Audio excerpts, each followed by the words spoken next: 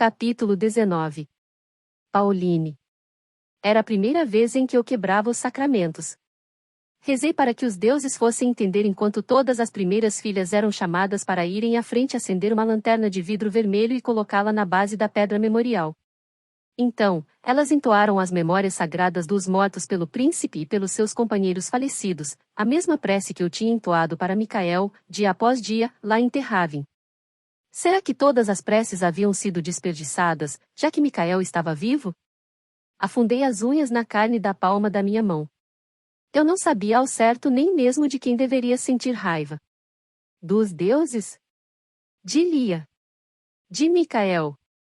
Ou do fato de que certa vez eu tive uma posição de honra na corte da rainha e agora era pouco mais do que uma fugitiva que se esgueirava nas sombras de uma faia, incapaz de mostrar o rosto para alguém, nem mesmo capaz de dar um passo à frente e erguer minha voz aos deuses? Eu havia caído mais do que jamais julgara ser possível. Quando a última prece foi entoada e os sacerdotes dispensaram as primeiras filhas para que elas voltassem para suas famílias, as multidões começaram a ficar menores. Eu não esperava ver minha tia ali, ela permanecia ao lado da rainha, mas procurei-a mesmo assim. Eu tinha ficado com medo de perguntar a Bryn ou Regan sobre ela, que era apegadíssima às regras e tentava instigá-las em mim de tempos em tempos desde quando vim morar na cidadela. Eu nem mesmo queria ponderar como minha tia havia reagido à minha completa violação de protocolo ou ao meu novo status como cúmplice em traição ao reino. Vi Bryn e Regan falando com uma viúva com um véu, e depois, com mais uma, até que por fim eles haviam trilhado o caminho até nós, com cautela, de modo que ninguém fosse suspeitar de que não passávamos de pessoas em luto. A princípio, eles ficaram em silêncio, desferindo olhares de relance e questionadores para Berdi. Vocês podem falar livremente, disse a eles. Berdi é de confiança. Ela ama Lia tanto quanto nós e está aqui para ajudar. Regan continuou a olhar para ela com ares de suspeita. E ela é boa em guardar segredos? Sem sombra de dúvida, disse Gwyneth. Berdi apertou os olhos para olhar para Regan, inclinando a cabeça para o lado enquanto o escrutinizava. A pergunta é, podemos confiar em você? Regan ofereceu a ela um sorriso marcado pelo cansaço e um rosto levemente franzido. Perdoe-me. Esses últimos dias foram difíceis. Berdi assentiu para ele, tranquilizando-o. Entendo. Minhas condolências pela perda do seu irmão. Lia falava muitíssimo bem dele. Bryn engoliu em seco, e Regan assentiu. Ambos pareciam perdidos sem seu irmão e sua irmã. Vocês conseguiram falar com seus pais a respeito de Lia? Perguntei. Não antes da chegada da notícia sobre a morte de Walter, respondeu Bryn. E então nosso pai ficou doente. Entre Walter e nosso pai, nossa mãe está devastada. Ela não sai do quarto para nada além de cuidar do pai, mas o médico disse que não há o que a rainha possa fazer, e pediu que ela se afastasse. Ele disse que as visitas dela só deixavam o pai mais agitado. Berdi perguntou sobre a saúde do rei, e Bryn disse que ele estava meio que na mesma, fraco, ainda que estável. O médico disse que era o coração dele, e que com descanso ele acabaria se recuperando. Você disse que tinha novidades? Quis saber Gwyneth. Bryn soltou um suspiro e tirou seus cachos de cabelos escuros da sua testa. O soldado que trouxe a notícia da traição de Lia está morto. Fiquei ofegante. Ouvi dizer que ele não estava ferido. Apenas exausto. Como isso pôde acontecer? Nós não sabemos ao certo. Fizemos 1000 perguntas. Tudo o que o médico disse foi que a morte provavelmente se deve à desidratação, respondeu Regan. Desidratação? Ponderou Gwyneth. Ele deve ter cruzado vários riachos e rios até chegar aqui. Sei disso, disse Regan. Mas ele morreu antes que qualquer um além do chanceler pudesse questioná-lo. Berdi estreitou os olhos. Você acha que eles mentiram em relação ao que o soldado disse? O mais importante, acrescentou Gwyneth, é você achar que eles tiveram algo a ver com a morte dele. Regan esfregou a lateral do seu rosto, com a frustração evidente nos olhos. Nós não estamos afirmando isso. Só estamos dizendo que tem muita coisa acontecendo, e rápido demais, e não parece haver respostas para as nossas perguntas. Vocês precisam agir com cautela até voltarmos. Voltarem? Essa era outra coisa que precisávamos dizer a vocês. Estamos sendo despachados para a cidade dos Sacramentos na semana que vem, e depois que terminarmos as coisas por lá, meu esquadrão seguirá até Giros, enquanto o de BRYN vai para Cortenay.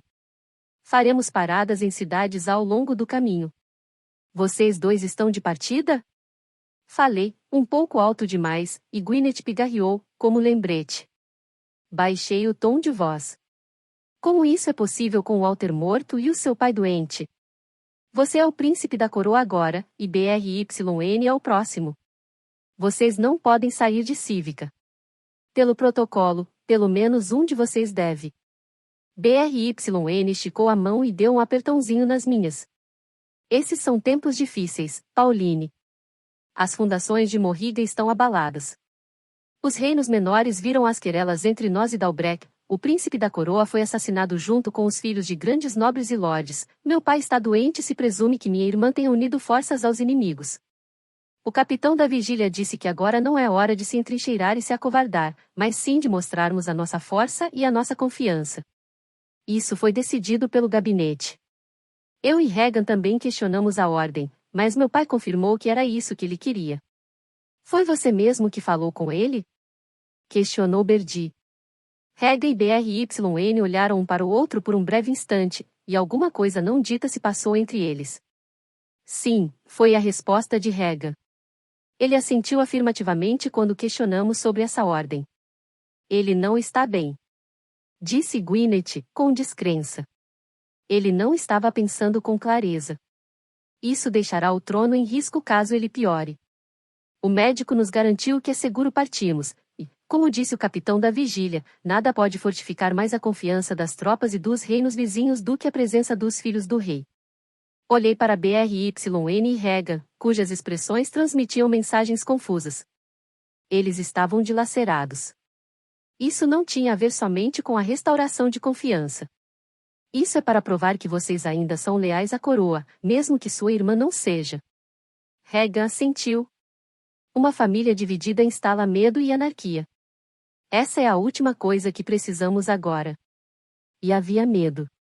Em alguns aspectos, a missão deles fazia sentido, mas eu sentia que ainda era errada. Via preocupação nos olhos deles.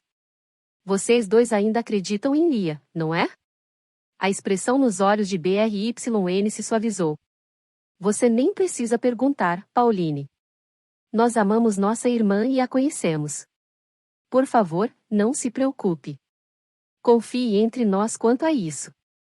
Havia alguma coisa na forma como ele disse aquilo, também notado por Gwyneth, que olhou para eles com ares de suspeita.